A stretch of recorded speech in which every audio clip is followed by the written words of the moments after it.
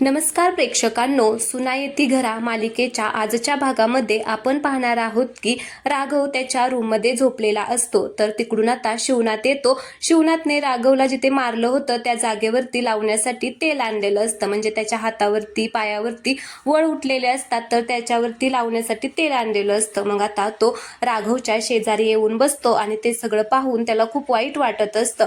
तो आता त्या वनांवरून हळूहळू हात फिरवून असं फुंकर मारत असतो, जेणेकरून त्याला बरं वाटावं म्हणून. आता तो त्याची खूपच काळजी घेत असतो. त्याला खूप वाईट सुद्धा वाटलेलं असतं की त्याने खूपच मारलं. त्याला तो क्षण सुद्धा आठवत असतो की कसं त्याने राघवला मारलं म्हणून, आणि आता तो त्याचे लाड करत असतो. तर तेवढ्यातच तिकडून आता उमा येते. आता उमा येऊन पाहते तर राघवच्या शेजारी शिवनाथ बसलेला असतो. ते पाहून तिला खूप छान वाटतं. शिवनाथ आता थोडं थोडं करून तेल घेऊन आता जिथे लागलेले वन असतात त्या वनावरती हळूहळू तेल लावत असतो. हे सगळं मात्र उमा पाठीमागून पाहत असते. तिला आता ह्या दोघांचं प्रेम पाहून आता भरूनच आलेलं असतं. इकडे शिवनाथने जिथे जिथे वन आहे तिथे सगळीकडे आता तेल लावलेलं असतं. आणि मग तेल लावून झाल्यानंतर तो राघवच्या केसावरून हात फिरवतो आणि त्याची पप्पी घेऊन आता तो तिथेच त्याच्या शेजारी बसलेला असतो. दुसरीकडे आपण पाहतो की अनु तिच्या बॉयफ्रेंड बरोबर बोलत असते आणि म्हणत असते की तू काळजी करू नको, उद्या आपलं जिथे ठरलंय ना तिथेच मी तुला भेटायला येते, फक्त आता फोन करू नको, खूप उशीर झालेला आहे. तेवढ्यातच तिला खिडकी उघडल्याचा आवाज येतो म्हणून आता ती हळूहळू पुढे येते.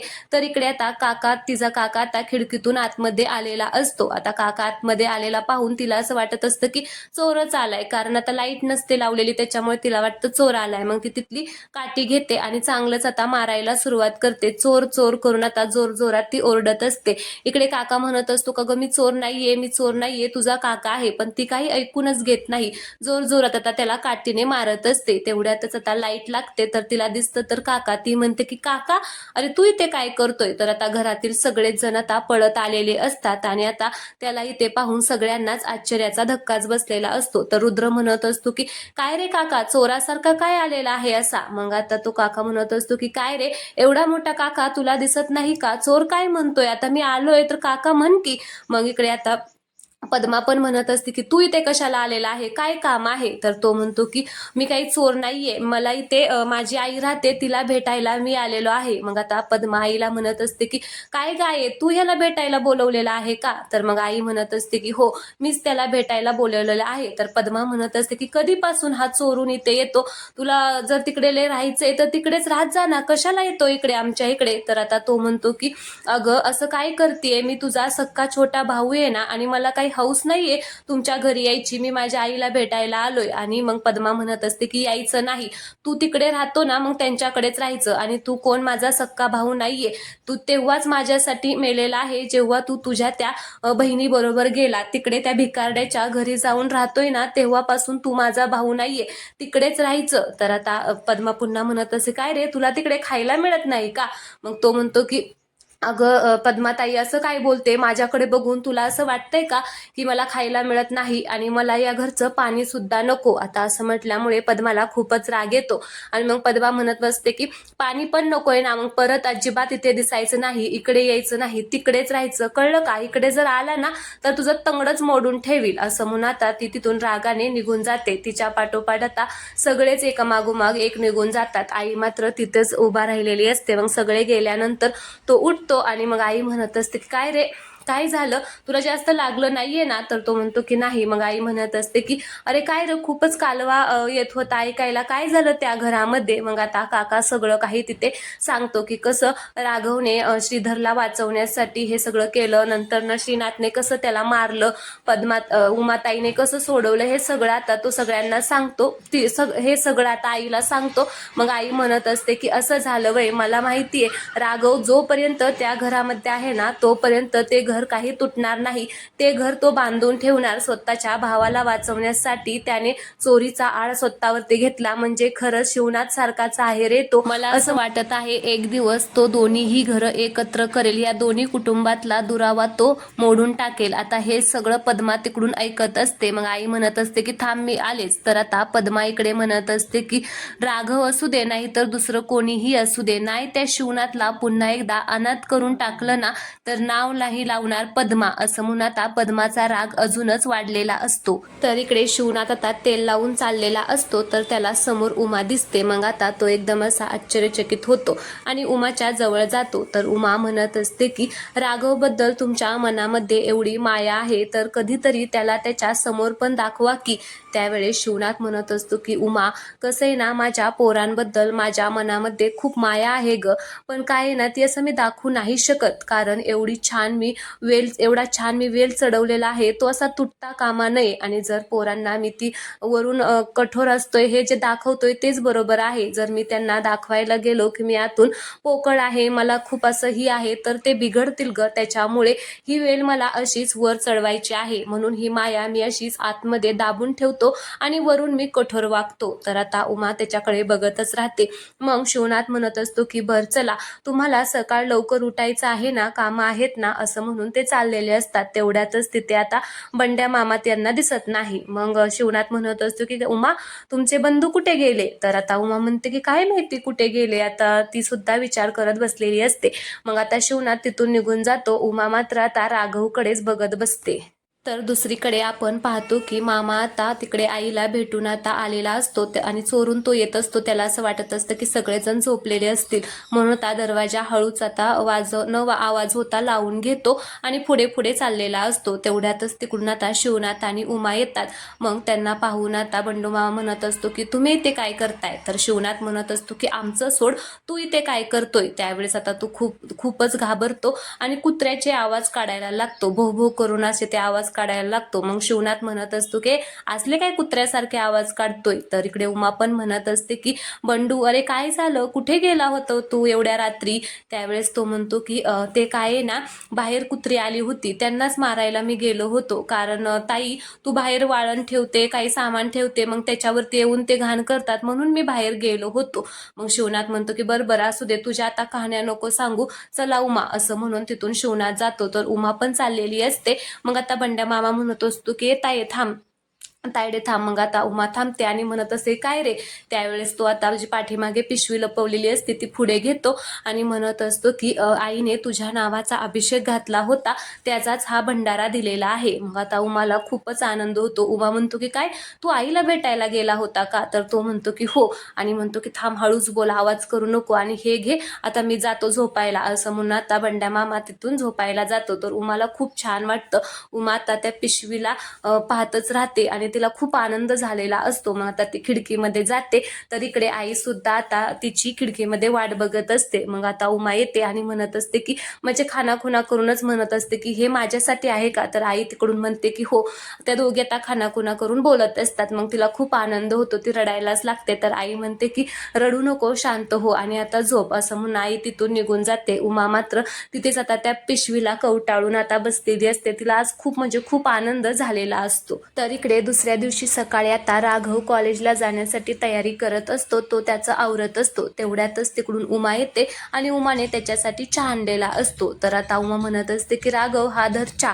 त्यावेळेस राघव म्हणत असतो की थँक्यू, असं म्हणून तो चहा घेतो आणि तिकडे ठेवतो आणि म्हणत असतो की मम्मी खरंच थँक्यू. मग उमा म्हणत असते की अरे वा, आज एवढा लाड कस काय आलाय? आईवरून डायरेक्ट मम्मी एवढं प्रेम करतो वय माझ्यावर? त्यावेळेस राघव म्हणतो की आई, माझं तुझ्यावरती खूप लय प्रेम आहे, मला तू लय आवडते. पण खरं सांगू का, रात्री ज्यावेळेस तू माझ्या जे वळ आले होते अंगावरती त्याच्यावरती तेल लावलं ना, त्यावेळेस लय बरं वाटलं, लय दुखत होतं ग. आप्पांनी ज्यावेळेस मारलं ना त्यावेळेस लय त्रास होत होता, त्याच्यामुळे लय दुखत होतं, पण बरं झालं तू रात्री त्याच्यावरती तेल लावलं म्हणून. तर मग आई म्हणत असते की अरे, तुझ्या त्या वळावरती तेल मी नाही लावलं, आप्पांनी लावलेलं आहे. मग तो म्हणतो की आप्पा, चल आई काय खोटं बोलते, अगं आप्पा बळ तरी लावतील का ग तेल? त्यांनी एवढं मारलं आणि ते कशाला तेल लावतील? त्यावेळेस ती म्हणते की बरं, तुला विश्वास नाहीये ना, तर मग तुझ्या आप्पा शपथ त्यांनीच तेल लावलेलं आहे. मग आता तो म्हणतो की काय काय काय काय असं तो आता आश्चर्यचकित होतो. मग उमा म्हणते की आता तुला खोटं वाटतंय का? तुझ्या आप्पांची शपथ मी कधीतरी खोटी घेईल का? मग आता राघव तिच्या शेजारीच जाऊन बसतो आणि म्हणत असतो की आय, खरं वय आप्पांनी तेल लावलं वय? त्यावेळेस ती म्हणते की हो, वळ पण त्यांनीच दिले आणि त्याच्यावरती तेल पण त्यांनीच लावले. तुला ना जेवढे वाटतात तेवढे आप्पा कठोर नाहीयेत रे तुझे, खरंच खूप प्रेम करतात तुमच्या सगळ्यांवरती. आप्पांचा जीव त्यांच्या पोरांमध्येच आहे, लय प्रेम करतात आणि माझं तर तू शेंडफळ आहे.